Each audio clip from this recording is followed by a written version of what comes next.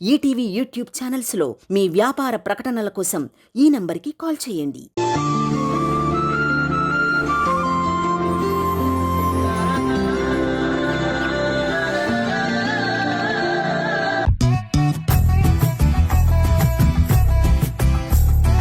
అసలు మా బామ్మ ఒక్కది చాలు నా పరువు తీయడానికి. ఏమైంది? ఏమైందా? పిల్లల ముందు నా పరువంతా తీసేసింది. వాళ్ళ ముందు నేనేదో బిల్డప్ ఇచ్చి వాళ్ళకి ఇన్స్పిరేషన్గా ఉందాం అనుకున్నాను. కానీ వాళ్ళ ముందే నాకు స్కూల్లో టీసీ ఇచ్చిన సంగతి చెప్పేసింది.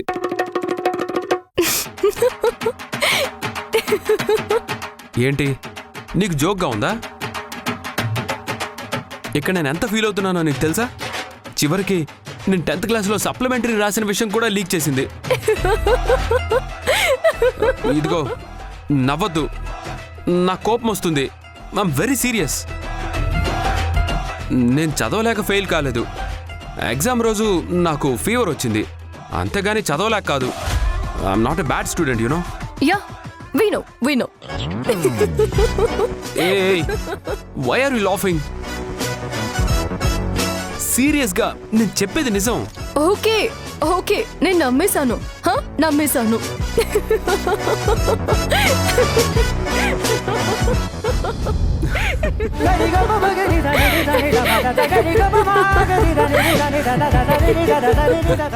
మేఘనా, పిల్లలు మాత్రం చాలా తెలివిగలవాళ్ళు. నిత్యకి గ్రాస్పింగ్ పవర్ చాలా ఎక్కువ, చాలా ఇంటెలిజెంట్. తనలో సైంటిస్ట్ అయ్యే క్వాలిటీస్ చాలా ఎక్కువగా ఉన్నాయి. తనకి సైంటిస్ట్ కావాలనే కోరిక నాతో చాలా సార్లు చెప్పింది. స్కూల్లో కూడా సైన్స్ ఎగ్జిబిషన్లో చాలా సార్లు పార్టిసిపేట్ చేసింది. అయితే ఇంకే, తనని ఆ రూట్లో వెళ్ళేలా చదివిద్దాం. నా టెన్షన్ అంతా ఆది గురించే నందు. వాడి మొండితనం గురించి నీకు తెలుసు కదా. ఏది అంత తేలిగ్గా యాక్సెప్ట్ చేయడు. నిన్ను యాక్సెప్ట్ చేయడానికే ఎన్ని తిప్పలు పడ్డామో గుర్తుంది కదా. అయ్యో, అది గుర్తు చేయకు. ఆ కాలనీలో నాకు ఎనిమి ఎవరైనా ఉన్నారు అంటే అది మన బుడ్డోడే. ఆ మొండితనాన్ని కరెక్ట్ రూట్లో పెడితే తన లైఫ్ బాగుంటుంది మేఘనా. ఆదిని ఆర్టిఫిషియల్ ఇంటెలిజెన్స్ వైపు పంపిద్దాం. నెక్స్ట్ జనరేషన్ అంతా దాందే హవా. ఏం చేయాలో నేను చెప్తాను గాని. ఆగాగాగు, నేనే చెప్తాను. ఏం చెప్తావు? ప్రేమించుకుందాం. I love you.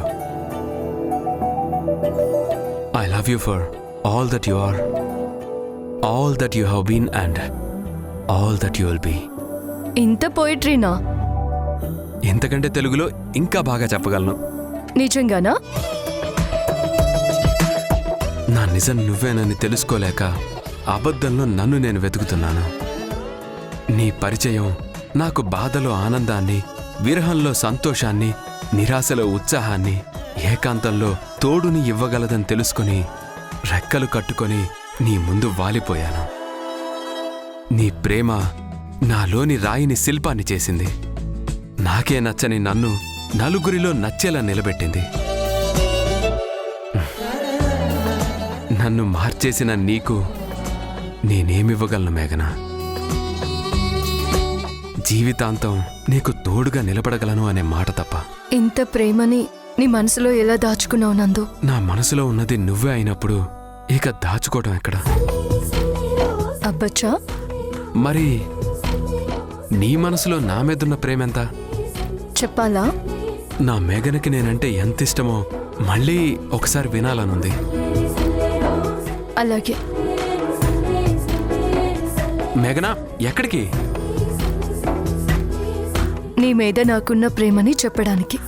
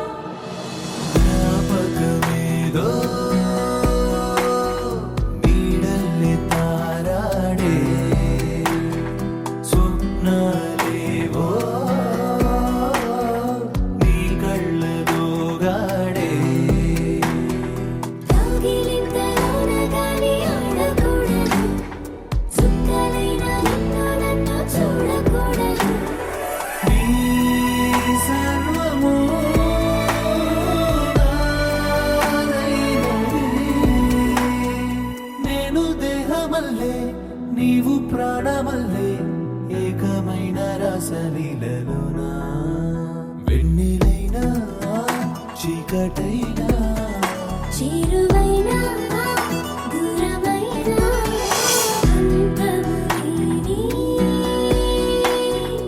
ఈ రాగబంధంలో అంచున నిలిచి నీ వైపు చూస్తున్నా మింట కట్టుకున్న పూలడోలలు ఎన్నడింకా చెప్పవమ్మ బారసాలలు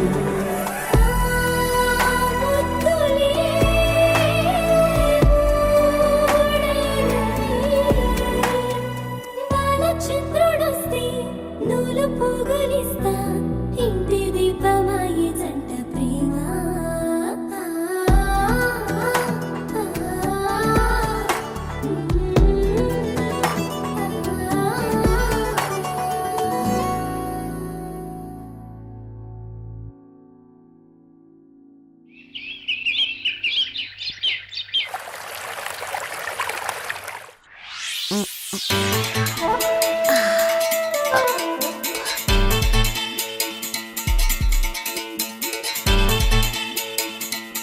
నందు, నీ భార్య ఏది? లోపలుంది బామ్మ. ఒకసారి ఇలా రమ్మను. ఎందుకు బామ్మ? అంటే కారణం చెప్తే గాని పిలవ్వా? పెద్దదాన్ని నేను చెప్పగానే పిలవాలి కదా, ఎందుకు ఏమిటని అడుగుతావా? ఇదేనా నువ్వు పెద్దవాళ్ళకిచ్చే రెస్పెక్టు? ఏమైంది? అమ్మయ్యా, వచ్చావా? నిన్ను పిలవమంటే ఎందుకు అని పొరపాటున అడిగాను. బామ్మ నన్ను పట్టుకుని వాయించేస్తుంది. ముందు కాఫీలా ఇచ్చేసి బామ్మ సంగతి ఏంటో చూడు. ఏంటి బామ్మ? ఇదిగో అమ్మా, ఇది తీసుకొని కాస్త నుదుటికి రాయమ్మా, తల నొప్పిగా ఉందమ్మా. ఇటివ్వండి. అదేదో నేను అడిగినప్పుడే చెప్పొచ్చు కదా బామ్మ. ఏ, నీకు చెబితే మీ ఆవిడికి బదులు నువ్వొచ్చి చేసేవాడివా? ఏదో నా చెయ్యి పైకి లేవక హెల్ప్ చేస్తుంది అని అడిగితే ఎందుకు ఏమిటని ఆరాలు తీస్తావా? ఆరాలు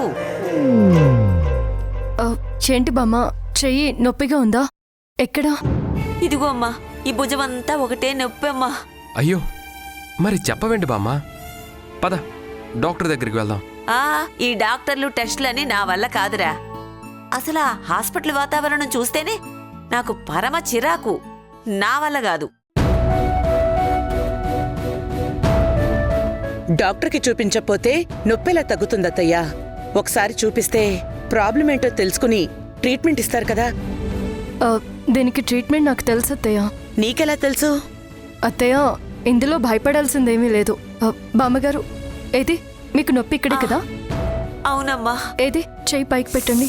అబ్బా, ఒకసారి ఇలా మూవ్ చేయండి.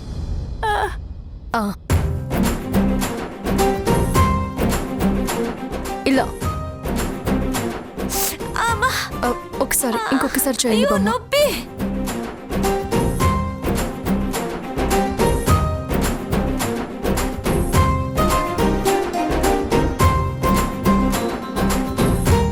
ఒక్కసారి ఫోల్డ్ చేయండి బామ్మ. అబ్బా అబ్బా, కొంచెం నొప్పిగా ఉందమ్మా. ఇది ఏజ్తో వచ్చే ప్రాబ్లం బామ్మ. దీన్ని ఫ్రోజన్ షోల్డర్ ప్రాబ్లం అంటారు. దీనికి చిన్న చిన్న ఎక్సర్సైజెస్ ఉంటాయి, అవి చేస్తే చాలు. వారం రోజుల్లో సెట్ అయిపోతుంది బామ్మగారు.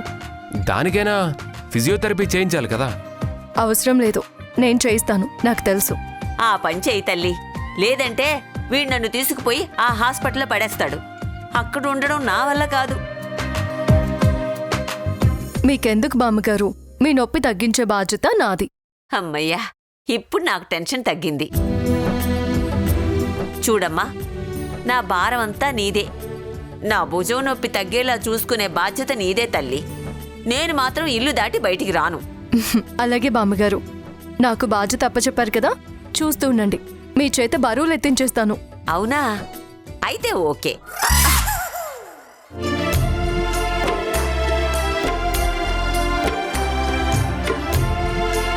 చూసావమ్మా, బామ్మ మేఘన ఎలా కలిసిపోయారో, ఎంత హ్యాపీగా మాట్లాడుకుంటున్నారో. నాకు చాలా హ్యాపీగా ఉందమ్మా.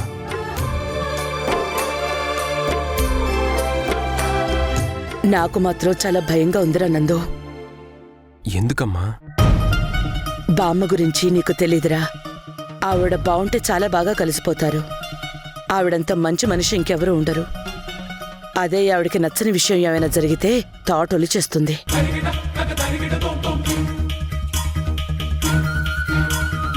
పొరపాటు నా పిల్లలు నీ పిల్లలు కాదు మేఘని పిల్లలు అని తెలిసిందనుకో, ఇంట్లో వారు మొదలైనట్టే. మరి ఎలా అమ్మా?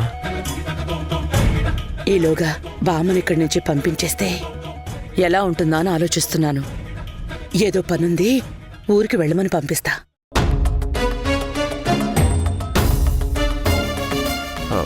అలా చెప్తే బాగుంటుందమ్మా. కానీ బామ్మ ఇక్కడే ఉందంటే పిన్ని లాగేసి ల్యాండ్ మైన్ మీద మనం కూర్చున్నట్టే. ఏం చేయాలో అర్థం కావట్లేదు.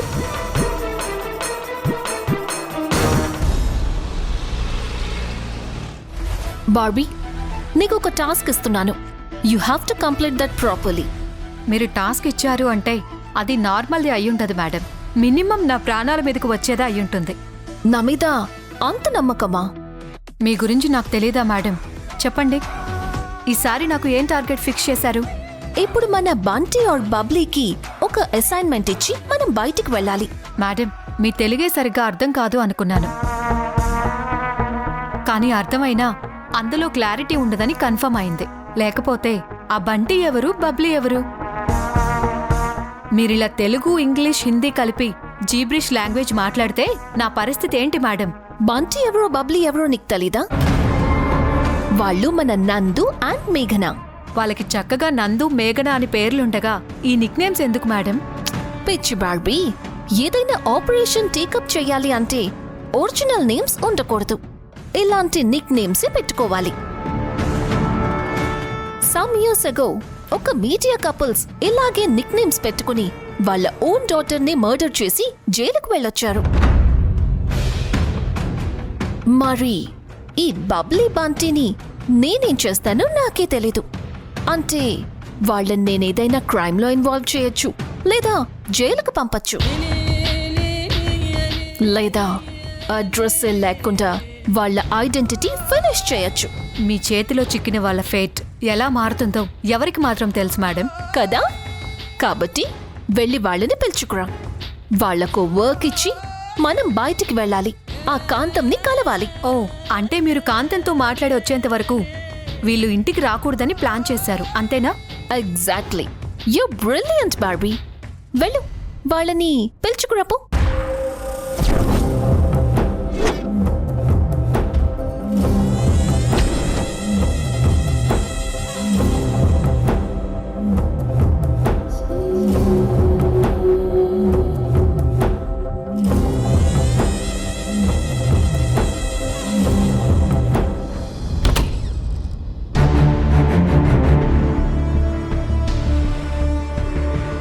హాయ్ ఆరోహి. రండి, మీకోసమే చూస్తున్నాను. చెప్పు. మీరిద్దరూ కలిసి ఒక అసైన్మెంట్ కంప్లీట్ చేయాలి. అదేంటంటే ఇల్లీగల్ రిలేషన్ కోసం ఒక డాక్టర్ని చంపేసిన ఒక లేడీ బెయిల్ మీద రిలీజ్ అయింది. మనకి తన ఇంటర్వ్యూ కావాలి.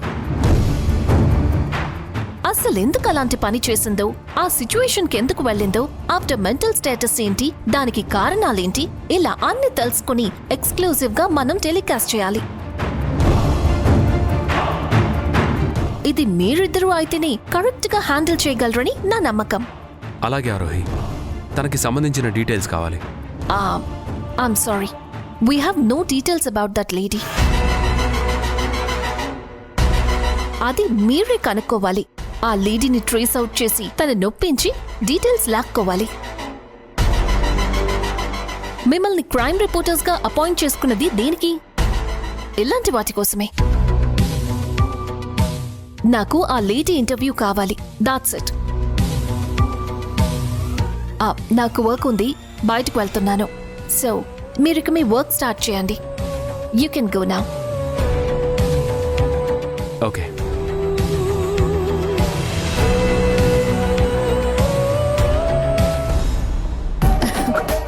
చూసావా బార్బీ, ఎలా తలాడించి వెళ్తున్నారు?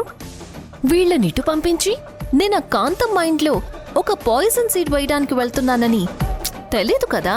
పాపం. అవును మేడం, నిజంగా పాపం. Shut up.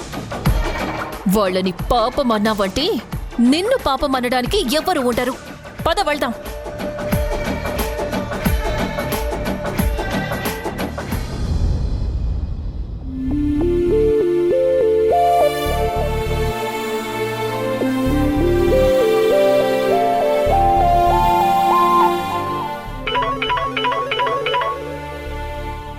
దేవుణ్ణి ధ్యానించుకోవడానికి కూడా లేదు.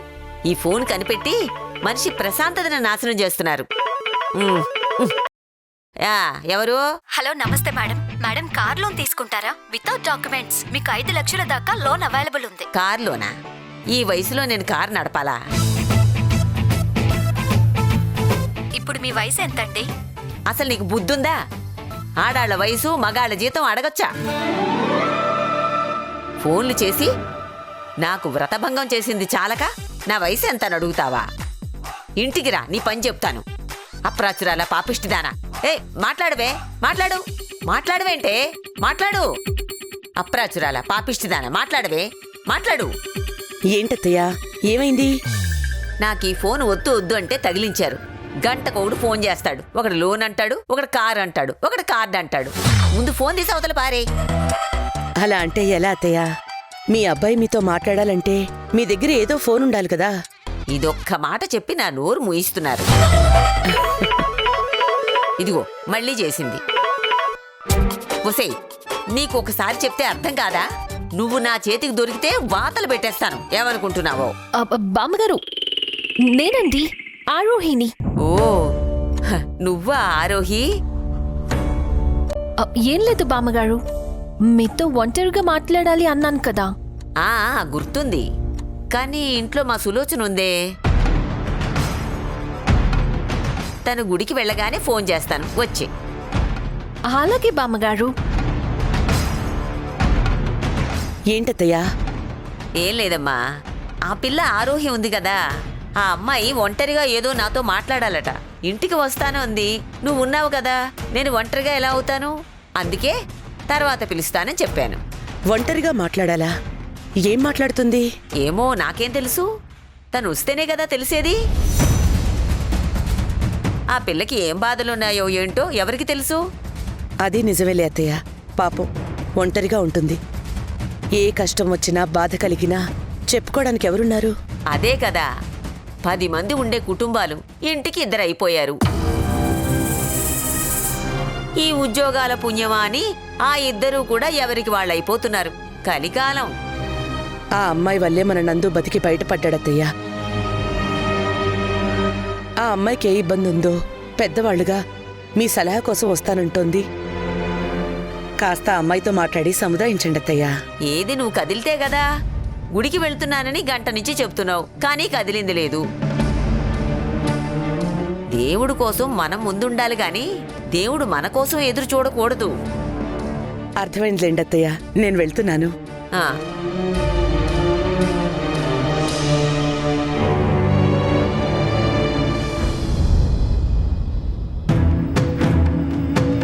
అమ్మా ఆరోహి, మా సులోచన వెళ్ళిపోయిందమ్మా, ఇక నువ్వు రావచ్చు. నేనొచ్చేసాను బామ్మగారు.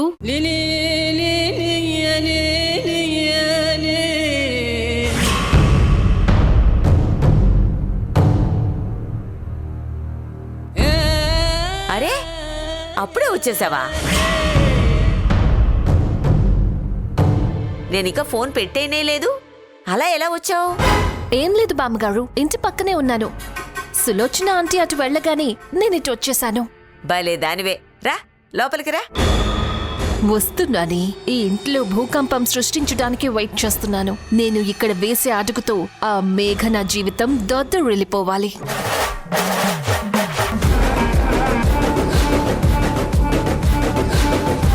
ఎక్కడ చూసినా మొగుళ్ళని మోసం చేసి అక్రమ సంబంధాలు పెట్టుకునేది ఒక్కత్తైతే, మొగుడు పోగానే 2వ పెళ్లి చేసుకునేది ఇంకొకత్తి. దాన్ని కాదని ఇంకో పెళ్లి ఎలా చేసుకుంటారు? మొగుడు పోయినా పిల్లల కోసం బ్రతకాలి, అంతేగాని 2వ పెళ్లి చేసుకుని పిల్లల జీవితం నాశనం చేస్తారా? ఈటీవీ విన్ యాప్ రోజుకి కేవలం ₹1 మాత్రమే. ఇప్పుడే ఈటీవీ విన్ యాప్ డౌన్లోడ్ చేసి సబ్స్క్రైబ్ చేయండి.